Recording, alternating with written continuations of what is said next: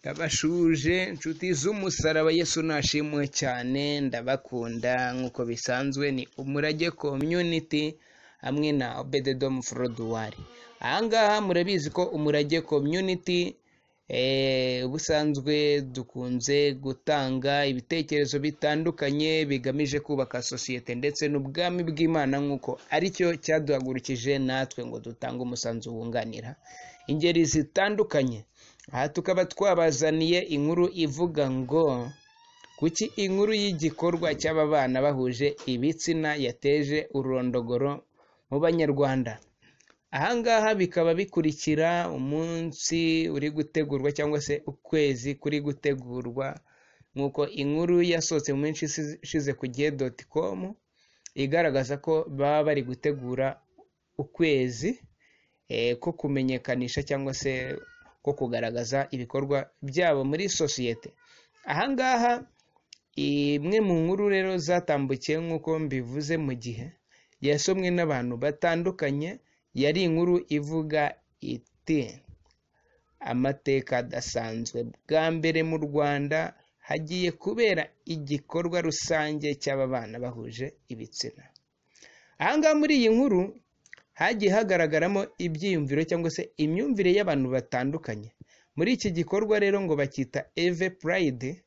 Ahangaha aba bana bahuje ibitsina bakaba bazakoramo ubukangurambaga butandukanye, ahangaha bugendanye n'imiterere yabo, ndetse hakazaba umukino. Hari umukino uri gutegurwa hagati yabo babana bahuje ibitsina ndetse n'abanyamakuru.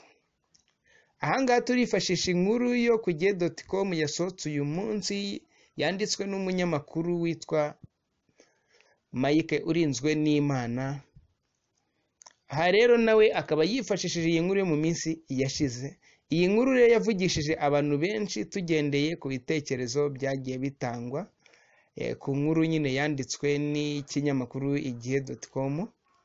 nk'uko nabivuze, ibitekerezo by'abantu benshi cyane ugereranyije nka 98% rwose. Uyu munyamakuru yifashishije komenti zagiye zitangwa ahangaha, aho zagiye zigaragaza ko abantu nka 98% bagaragaje ko ryaba ari ishyano riguye i Rwanda, ndetse bagaragaza ko ibi bintu byaba bihabanye n'umuco nyarwanda n'icya gikorwa, ndetse kandi bakagaragaza ko byaba bihabanye n'itegeko nshinga ry'u Rwanda. Aha kuko rukaba rugiye kwikururira akaga ahangaha nk'ak'isodomu n'i Gomora. Ahangaha bigendeye ku bitekerezo nyine byatanzwe byinshi cyane, byagaragaza ko u Rwanda rwaba rugiye kwikururira ishyano nk'iby'isodomu n'i Gomora kubera iki gikorwa cy'aba bana bahuje ibitsina. Aha rero ni ukuvuga ngo ku rundi ruhande hari abantu bake nka 2% rwose byagiye bigaragara ko bishimiye iki gikorwa, ndetse bakabihuza no kugaragaza ko ari ugutanga uburenganzira kandi no kubahiriza uburenganzira bwa buri muntu. Ndetse ahangaha bikagaragara ko nk'uko iyi nkuru yakozwe yo yagendeye ku bitekerezo by'abasomyi bagiye bagaragaza, ariko abenshi hari ingaruka bagiye bagaragaza kuri iki gikorwa kuri sosiyete. Aha icya mbere benshi bagiye bagaragaza ko ahangaha yaba ari kwica umuco. Aha mu bitekerezo byagiye bitangwa hagiye hibazwa niba koko iki gikorwa kiramutse kibaye ataba ari ukwica umuco nyarwanda, ndetse bagiye bagaragaza ko binyuranyije n'itegeko nshinga rya Repubulika y'u Rwanda. Abenshi bagiye bagaragaza ibi ngibi, bakaba batanga impamvu cyane cyane bagaragaza ko icya mbere sosiyete ni ishingiro ry'umuryango, kandi bakagaragaza ko ishingiro ry'umuryango ari ukwaguka kwawo. Aha rero bakagaragaza ko umuntu ashaka ndetse akabyara, ibyo bikaba biteye isoni mu gihe, ndetse n'agahinda mu gihe abantu baba bahisemo uyu muco wo kubana w'abantu bahuje ibitsina, cyane cyane ko haba nta gahunda yo kugira gute yo kubyara, cyane ko kugeza ubu nta musiyantifike uragaragaza ko abantu bazabana bahuje ibitsina nibarangiza ngo babyare. Mu gihe Imana niba yararemye abantu ngo mubyare mwororoke, nta buryo bwo kororoka bugaragazwa mu gihe umuntu yaba abanye n'umuntu bahuje igitsina. Kandi ibi bintu benshi bakagira gute, bakagaragaza ko hari ingaruka zikomeye cyane mu gihe abantu benshi bazaba cyangwa se bakagira imyumvire nk'iyi ngiyi yo kumva ko mu minsi izaza bazajya bibanira bahuje ibitsina. Kubera ko iyihe mpamvu? Abantu niba bashakanye bahuje ibitsina, twabonye ko nta mwana, nta buryo bwo kwagura umuryango buhari. Iki gihe bizatuma sosiyete ikendera, bityo nko mu minsi izaza igihugu kugira ngo kizabone ingabo zitabara bizaba ari ikibazo, kubera ko nta bantu bazaba bakivuka.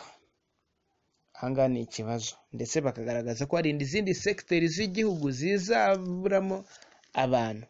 Ahangaha wakwibaza wowe ku giti cyawe, ese wa mugani njye wenda tuvuge wenda mu Rwanda niba hari abasore wenda 180 wenda bakitabira ku bana bahuje ibitsina hagati yabo, ubwo 40 kuri 40, abantu 20 basigaye bakaba ari bo bagira gute, batitabira iki gikorwa. Ni ukuvuga ngo ba bandi 20 basigaye ntago bazaba bafite ubushobozi bwo kubyarana n'abakobwa bose basigaye.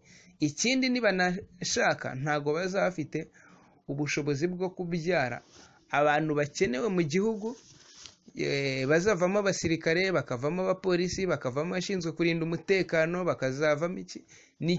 Nicyo kizatuma uzasanga abanzi b'igihugu batangiye kwigarurira igihugu. Biragatsindwa rero ko cyane cyane iki gihugu twahawe n'Imana, iki gihugu cyiza, iki gihugu benshi bameneye amaraso, biragatsindwa ko twisanga twabaye ingaruzwa muheto y'umwanzi bitewe n'iki, no kutareba kure no kudashishoza, tukisanga uyu muco watwakamye.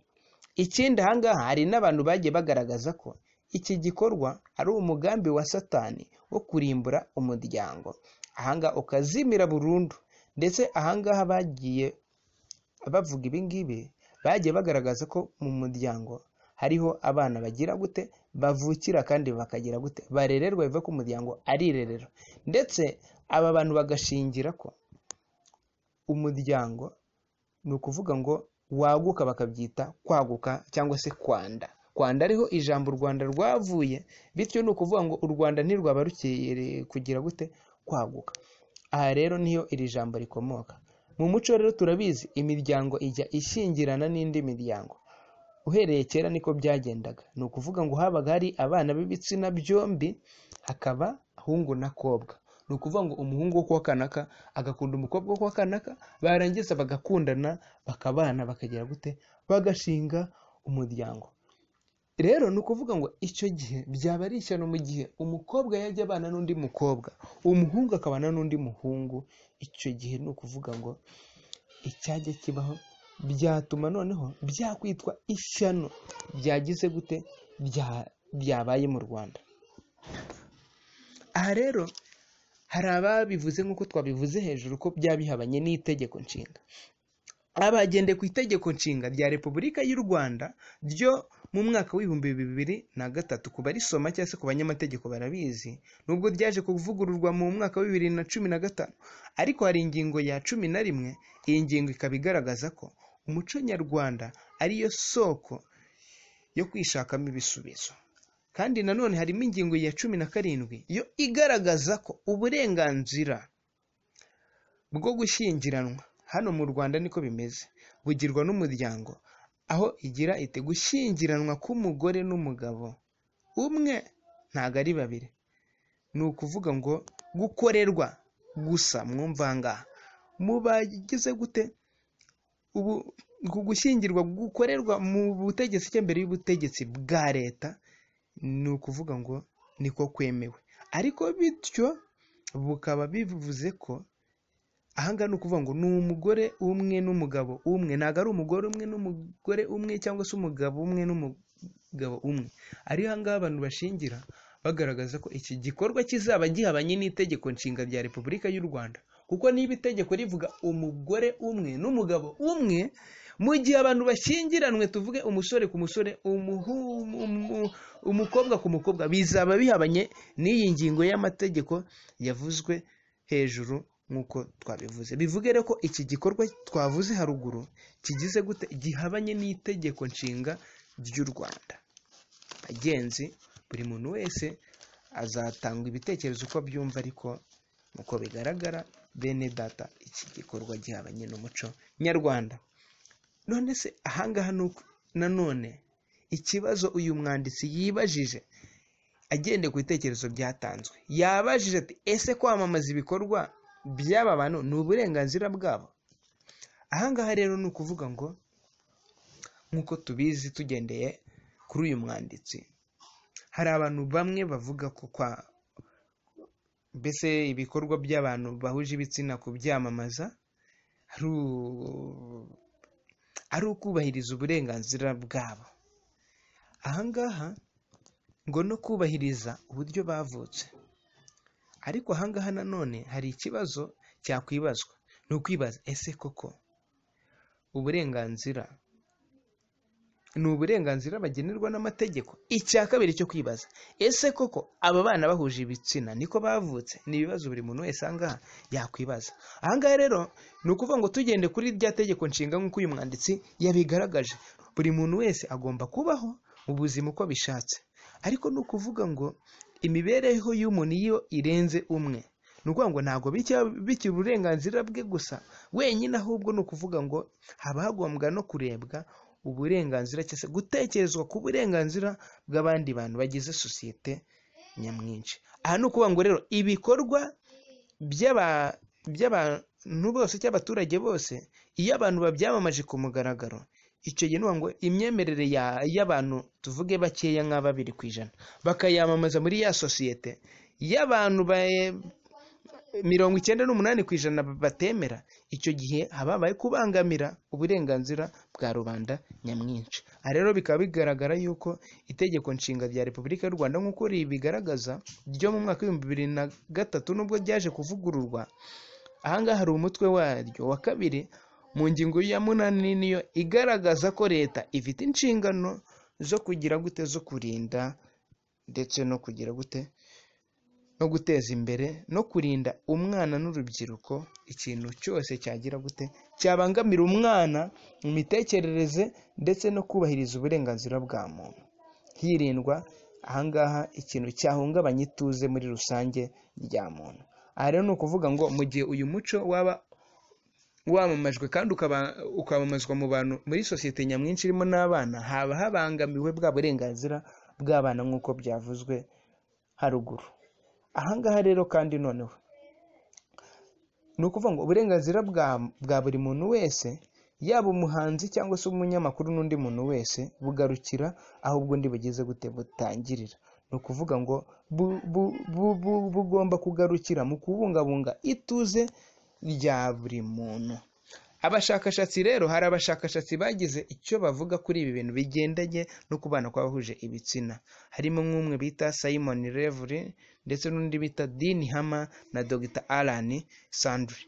Aba bashakashatsi bo bagiye bagaragaza ko imyitwarire yose y'abantu babana bahuje ibitsina ngo yaba ishingiye ku buryo bavutse, icyo bita ngo ni born this way, ni ukuvuga ngo niko bavutse mu Kinyarwanda. Ariko ahangaha ntabwo bigize berekana mu buryo bwageze gute bwa siyansi. Ahangaha akanyangingo gato mwese murakazi bita gene, kaba kagize gute gafite amakuru agendanye n'imyitwarire igendanye no kugira gute no gukunda guhuza ibitsina n'aba bantu ugeze gute muhuje ibitsina.